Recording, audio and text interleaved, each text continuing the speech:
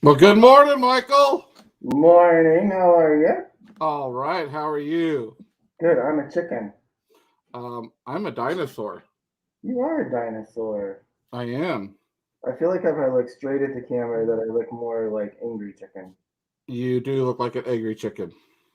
Or a bad cardinal. All right. Exactly. I can't talk with this on much longer, Michael. Right? All right. Well, happy Halloweenish Yes. weekend. And it is so awesome to have this show again. And how are you doing, Michael? Doing good. Doing good. Halloween is my absolute favorite holiday. So I'm pretty excited about it. I love the community about it, and I love the creativity about it. Seeing families, people of all ages dressed up in creative costumes, and just kind of having a break from the norm is like amazing. And then, add to it, you just give out candy to people. Like how amazing is that? What other time of the year? Because Christmas you give gifts, but you give them to your people. Like Halloween, you give them to the community. So there's something really amazing about that for me. Yeah, and like how we're supposed to give candy out? I thought I was just supposed to keep it. Nope. Oh, maybe that's the issue. The issue. Yeah. Well, it is a great day. I have survived Dad Week. Woo! All of our listeners know, sent Mom on a momcation this week, and so really looking forward to her being home tomorrow in time for Halloween. But Michael, let's talk about why we do Experience Friday Live. And I know our guest is trying to get in with us, having some technical issues, so we'll be fine and we'll get through this today. But tell us why, Michael, experience matters. I'm going to put up a little slide for you here. Thank you. It does matter. And it matters because we all got to get through this together, right? And even business folks who are absolutely focused on making money, you can't make money if you're not taking care of people. It just doesn't work. Like you might win in the short term, but you're not going to have long-term success if you're not paying attention to the people. And that's experience. If you're talking about taking care of people ever, and if your mission is to get people to buy from you or work with you, then, if you're B2B, B2C, experience matters. And so we look at it as an ecosystem. You can't just look at one piece of it. You have to look at the whole system to be able to make experience actually matter. And so that's our ecosystem. And as we say, this is just an example of an ecosystem. Your ecosystem is going to be different. And so taking time to really understand what's in your ecosystem first, and then figure out how to align it and launch it. And then the fun part, which is co-designing really great ideas to go out and test to see if they work. And that's where the magic happens. Love it. I love it. I love all things about it. Obviously, we love all things experience related and happening there. So let's talk some more about some experience things that are happening. Mm-hmm. Combustion Chronicles. We have an amazing episode. If you do not know this gentleman, his name is Nate Brown. It will be dropping next Wednesday, November 3rd. CX rants, soapboxes, and wake-up calls. I can only imagine what people are going to say about that particular episode because he is just dynamite. We love our brother Nate. So really excited to have that happen. As well as next week, we have the CEO of Stay 22, Andrew Lockheed, will be joining us to talk with us and share insights with us as well. So be here next Friday for that as well. And we're going to try to bring her in. Shonnah Hughes is the Global Product Growth and Innovation Evangelist at Get Feedback, the leading customer experience management solution for Salesforce.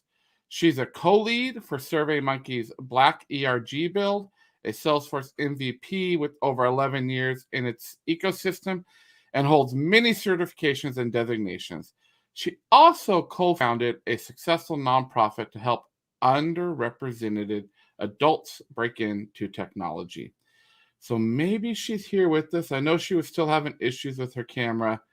Let's see if we've got her. I don't know if we have her yet.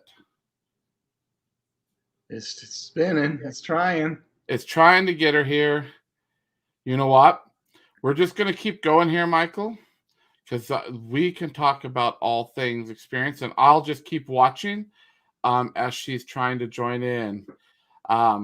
She's even telling us she's backstage through LinkedIn. So let's see if it's not letting her join.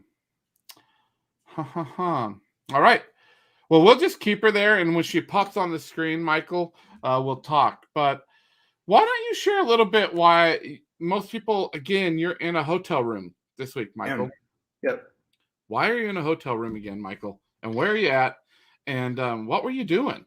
I am currently representing on the West Coast, and one of the partners that we work with was doing the right thing by trying to fall in love with the right problem. And it's a company that we've had the privilege to work with over multiple years now, which is really fun because we talk about the explicit curriculum for stuff, and we talk about the embedded curriculum. Right. So the explicit curriculum, if you're teaching or training or leading a sprint, it's the actual process that you're following and the information that you're teaching, the stuff that's actually printed and learning and maybe that you're tested over. Right. But the embedded curriculum, that's the stuff that kind of goes beyond. It's the meta stuff where it's not a part of the curriculum, but it is something that is really important and might be even more important than the printed curriculum. So for instance, if I am learning about the history of rock music, and I'm learning about the dates and the people and the chord structures and who did what when, that's the explicit curriculum. But the embedded curriculum is, I really learned that being a rock star is hard, right? It's all the extra stuff. And so when we talk about innovation, we talk about the embedded curriculum being the mindsets and this culture shifting, all the stuff that happens because you go through a sprint. And so long story short, to say that this group was over the years had really switched their mindsets and know how to fall in love with the right problem. And so I was out here doing some observations where you just go sit in the waiting room and you do that for 30, 45 minutes. And you introduce yourself to the people there and you just ask them really quick, specific questions about what they're doing, trying to learn from them. And then you start chasing rabbit holes and going down rabbit holes, chasing those rabbits. And so, you might learn something that you had no idea you needed to learn just by asking the question. And next thing you know, you're going in a whole different direction, trying to get as many different insights as you can. And so, you sit in the waiting room for 45 minutes to an hour and you watch people do stuff and you ask questions about why stuff happened. And then you go to the back and you maybe shadow a patient. In this case, it was a healthcare provider. So, shadow the people working, the frontline workers. You're looking at the walls, you're doing everything from what does the patient experience and what does the employee experience. And those two things are big critical pieces of the ecosystem. Yeah, I love it. And Shonnah is still trying to get in. She's commenting through LinkedIn. Don't know why it's not letting her in, but we're still working on it. And if we have to, we'll reschedule her. So, Michael, tell us though, like we talked a lot about this in the world of experience, right? Why is shadowing patience? Why is hearing the voice of the consumer? We talk about VOC all the time. And you know my feeling on that, that sometimes it's like a checkbox, right? Right. And that people Right. are having a checkbox to it. Why is this so important to Yes. So whatever problem I personally am trying to solve, I'm going to bring the lens of a middle-aged white guy of my socioeconomic background, right? I'm going to bring my lens as a kid from Texas. I'm going to bring my lens as, my I I'm married to a woman for 25 years. I'm gonna bring a my own sense of who I am and my identity to that. If I assume what others are experiencing based on their life's experience in any role, then that is something that I have to stop my life and look at their life and understand what's happening, right? So, perfect example is we were working for a retailer who happens to have a um, greeter at the door when you walk in, right? And we weren't actually working with the greeters, we were working somewhere else in the store. But we realized that the first point of contact was that greeter. And so what did we do? Well, I went and stood at the front door and I functioned as a greeter for 45 minutes. Yeah. Um, and it's one thing, observation is the first step, right? And so you're sitting there and you're watching this greeter in action, but you're sitting and you're looking at it at a distance. When you go stand there and your feet start to hurt and your back starts to hurt, and after about 5 minutes, you realize that that person is saying the same thing over and over again for an 8-hour shift. Uh-huh. And you start asking questions about, is it always this way and what you're doing. And you really get to the bottom of what they're doing, what they bring to the role, what they might need to help them do better. But until you have to actually sit and smile and do someone else's job like that, you really don't understand. You have a whole different appreciation when you actually do that. And so even in our empathy workout card deck, which we can get you if you're interested, that's in our Yes Kit, which we use for our innovation sprints. It's amazing. One of the things in the deck is to challenges people to go stand and do someone else's job for 30 minutes and then reflect on how different it is. Case in point, if you've ever been a server at a restaurant, Yeah. you treat servers differently, right? Yeah. If you have ever performed on a stage, you're a different audience member. If you've ever played a sport, you're going to be a different coach or a different spectator because and not just in your head, but in your heart and in your body, you know exactly what those people are experiencing in their day-to-day world. So it's just critical. It's mission critical, and that's what we talk about too. Of leaders, you need to walk the floor. You need to not just go and observe people and shadow people, but you need to actually do their work with them and be their partner in it, and that just makes a huge difference. Well, look who we have with us Yay! after all of our technology issues. Uh, I'm telling you, the world did not want you on here, Shonnah. No, not They at did all. not. We've not had that with one guest before.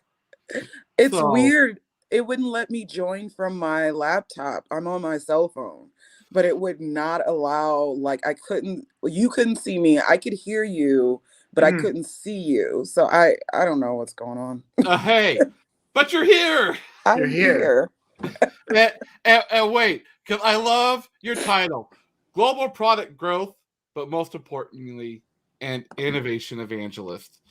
Because Exactly. I actually call myself, Shonnah, if you go look on LinkedIn, the Experience Evangelist. Mm, I love it. So that could be a whole nother conversation we have at some Exactly. point. So we will keep going with you. It is so awesome to have you on here. I have followed you. The bad thing about this is, where's your blue hair? Uh, Exactly. um, and typically I have blue hair. Right. I got a little blue, but COVID kind of, messed all of Yeah. that up.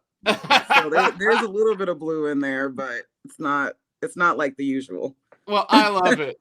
I love it. And you know what? If we go just a little bit longer on the show today, we'll just go a little bit longer today.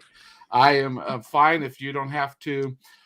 Hey, tell us, I know what I think my experience evangelist is.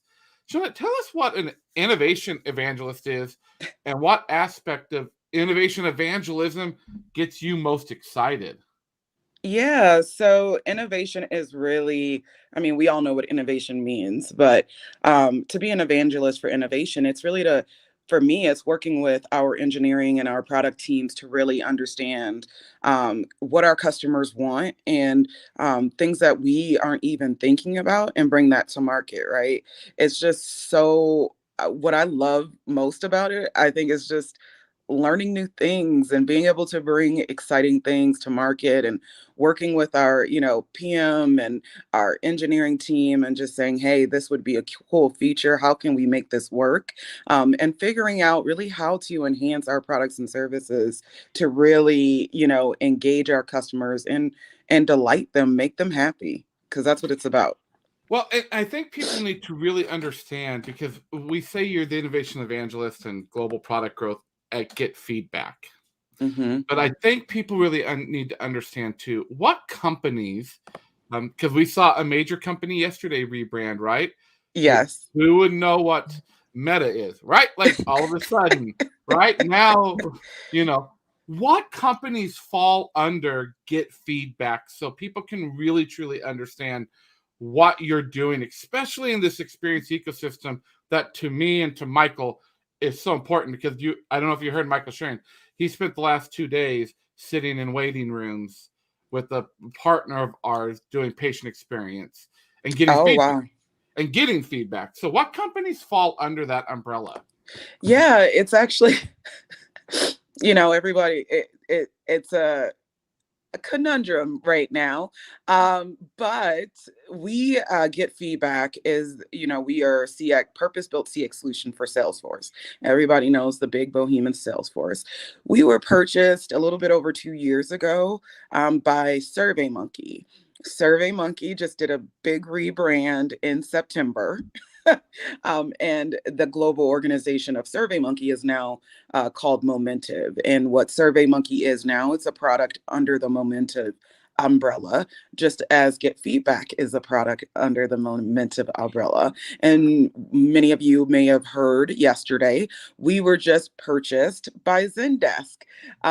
So, Momentive, the entire, umbrella of Momentive, which would include Get Feedback, was just purchased by Zendesk, which is an exciting, acquisition and news. And yeah, just excited to see where we go from here, especially with kind of like a larger footprint and more resources, of course, to make a big footprint. Well, and it's funny, Shonnah, you and I sit in the CX Accelerator, and there has been a lot of topic around Zendesk buying because I don't think anyone saw that coming. So when No. it happened, it was like, holy, pardon my French, shit. Like, what just happened, right? On the Yeah. same day that, Facebook changes their Change whole their name. You know, so now we have alphabet and like, what's next? Soup? Is someone going to be like, well, I know, Michael, you are really passionate about what the stoke that we worked with Shonnah on, and I want to bring this up. And I think we were already going down this path, and that's what makes this so powerful. Because diversity, we were talking about diversity. Michael, you want to take it over and just talk a little bit as well? Yeah. So just as I was talking earlier about, I'm going to approach my work as a middle-aged white guy of my socioeconomic background, um, as an ally to the LGBTQ plus community, but a heterosexual guy from Texas. And that's my lens, and I need to own my lens, and also own that my lens is not the only lens.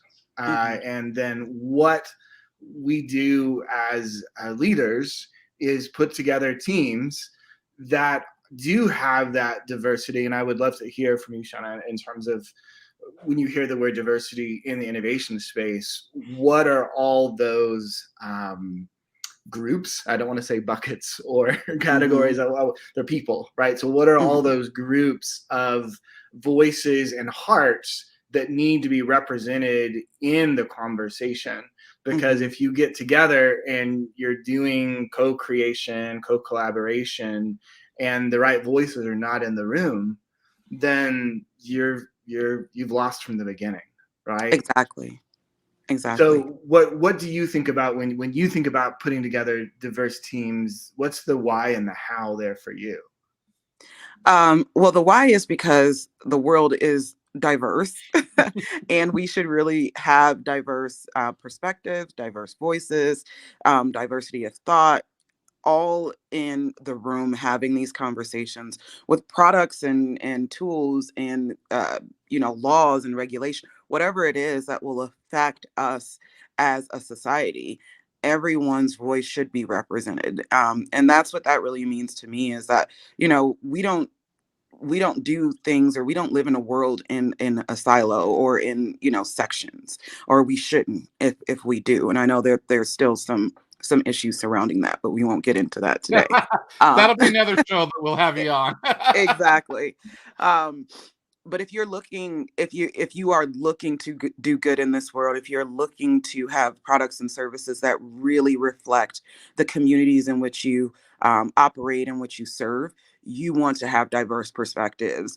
And you need to ask those people, that are in your communities, how does this affect you? What can we do to better serve you? And I noticed that with a lot of brands, a lot of companies, what they tend to do is tell us what we need. And it's like, don't tell me what I need, like, ask me what I need, and then work in tandem with me to make that happen. Right. Stop trying to tell me what I need or give me something you think that I need. Sorry, I have to turn around. I got to get the pom-pom. I'm back home, so I can shake the pom-pom. Woohoo!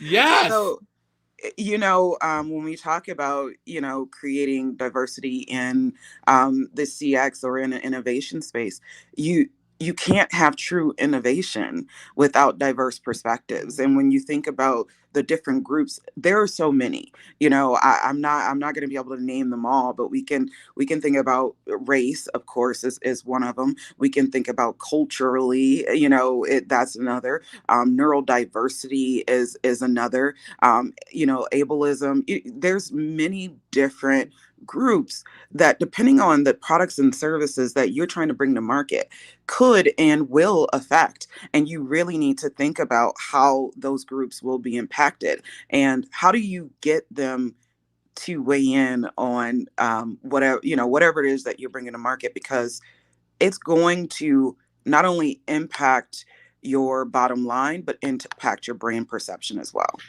Well, and I think that's what's so important to remember in this conversation, is that it's a yes and, Yes. right? Yes. So there is a business value proposition. We're not talking about do this and you're going to have to take a loss on it, but you'll recoup sometime. We're saying do this. It's the right thing to do. Right. And it also will get you more money and will also create brand loyalty and will help set you up for long-term success and. Well, Right? Exactly. and I have to, first off, we're getting comments coming in. So, diversity in teams help disrupt your personal bias. I love by providing more opportunities for feedback on your blind spots. Blind I, spots. Yeah. I love something that you said, and it's a new learning for me. And I'm going to put this as you're a personal brand. I follow you. I followed you on LinkedIn. I have worked in that space. You said something that I didn't even realize is personal brands, that I think is a key nugget that everyone needs to understand. We can no longer talk at people, right? So Exactly. if you go on LinkedIn and you look at 80 to I would say 90% of the posts, it's posts of people talking at people. Yeah. Here are 3 tips to do this, and we were guilty of it. Like Michael and I will say, we at Mophie, me personally, guilty of it. Here's 3 tips to do better CX. Here's this. Here's that. When I flipped that mentality, and I have an amazing coach that helped me. His name's Corey Warfield, and he's teaching me tons of stuff. And just starting talking with people. Yeah. What has come about in 2 months has been transformative. Like my following has doubled. Wow. Yeah, because it's just, and that's what we're talking about. I think that's what we're hearing here, right? Like you have to have all voices. And I have to give a shout out, and then Michael, you can do it. Thank you for bringing neurodiversity in. Thank you. Yes. I'm a father with an ADHD daughter and a son who has autism and epilepsy. Yeah. And my wife and I are both neurodiverse in some fashion. Thank you, because I don't think organizations think about that. So thank you for saying that. Go ahead, Michael. Sorry. So I think if you want to use your LinkedIn at versus with. Yeah. To be fair, it's a great little case study there. To be fair, we knew, or at least I knew, that we shouldn't be speaking at people. I knew that. I understood it. I didn't understand how to flip, though. I kept asking questions like, that's great, but I'm going to keep doing this until someone can explain to me what I'm supposed to do.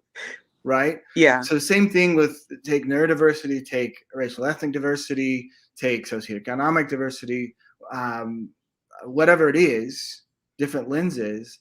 I know that I should be paying attention to these different groups of people. But until someone can help me know how to flip that switch to actually understand them, I don't know what to do. So my great intentions fall flat. And to me, that's what you're saying, right? Is that that's where the empathy, and it's such a highfalutin word, empathy, right? But like that's where the actual walking in people's shoes, the actual listening to hearts and heads and understanding. And until you have to ride the bus on a snowy, rainy, cold day, right? You don't know. You have no idea. Yeah, you have no idea what another what that experience is like. You just talked about, Michael. There's only so much empathy you can get by standing in someone's shoes. Sometimes you need even greater perspective to really understand the needs and wants of the human experience. Exactly, Cody. Yeah. Cody, brilliant. But let's now flip this in the brand perspective. I want to say this. What's the consequence of not engaging diverse teams in the CX world? Like, we talk about what the positive, but let's talk about what the consequence is. Well, you're gonna eventually become irrelevant, honestly.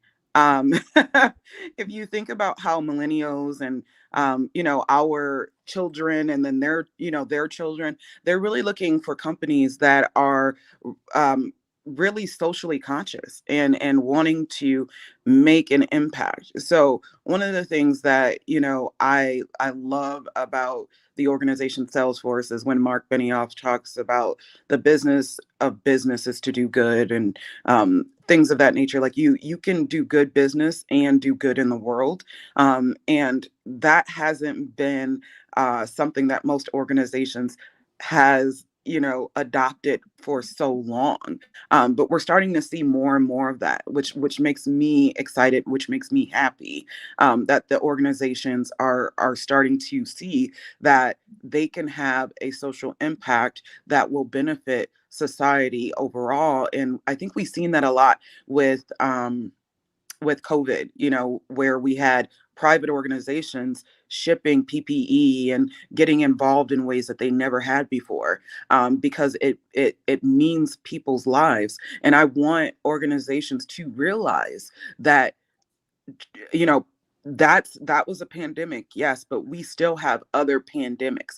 We have racism, which is a pandemic, where Absolutely. you need to get involved and do things and change. And like you said, Michael and Shawn, like, flip it on its head. Stop saying what other people need to do and start looking at what it is that you can do, because everyone can do something. You may not be able to do everything, or you may not think that you're making a huge impact, but if one person just did something to help any situation, it will make an impact. What do they say, dropping a penny in the lake, or whatever that analogy is. But one person or one organization can do some very powerful things. I love it. I love it. And listen, we're going to have you back to talk specifically about that stuff, Yeah. not just CX, because we are very passionate about that, and have had great conversations. I do want to ask you, though, before we wrap up today, what trends about customer experience do we need to be paying attention to for 2022 and beyond? Yeah. For me, the trends that most organizations, so I'll tell you a little story. I was just at Sephora the other day, and when it comes to, like, buying makeup or whatever, like, I know what I want. I've already done all the consultations. I don't need your reps running up to me, hey, do you need help, blah blah blah. I'm just trying to get in and get out. I don't have time to make small talk. Or, being a Black woman, I don't want you following me around the store. Like, let's be clear, let's be honest. Those things still happen. So what Sephora did, and which is just ingenious to me, is they have it was simple. It was something simple with their brand. They have baskets that you carry around the store, and you put all your items in. And they color coded the baskets. And one of the baskets is saying, yes, I need help. The other basket is saying, basically, leave me alone. I got this. I'm a solo shopper. I know what I'm doing. I don't need any help. And that's a perfect way to make your customers feel like you hear them, and that they're also not being targeted and or just suffocated as well. Yeah. And organizations and brands and all the people need to start realizing that in this day and age, there are individuals that are consuming your products and services, that may have a neurodiversity, that may just want to shop alone and not be bothered, Have trauma. and have trauma, PTSD. You need to be able to provide them, allow them a space to be able to enjoy your products and services in a way that suits them. And the trend that I'm seeing is brands are starting to ask more questions, right? They're starting to really understand what personalization means and how that affects the experience of their customers. And I really hope that trend continues. I love it. I love it. Well, again, even through all the technology issues we had, we got you here. We talked about this. We want to have you back at the beginning of the year, because I want to dig deep into Yes, the definitely. diversity piece of this and your perspective, because I think it's so raw and it's so real with us. So if you'll hang on here while we close out the show, Michael and I will wrap up with you in just a minute. Sure. Hey, everyone. Just remember, you can find Michael and I at mofi.co or at shawnnason.com. As well, you can email us at hello@mofi.co. Don't forget about the Combustion Chronicles. You can connect with us on LinkedIn.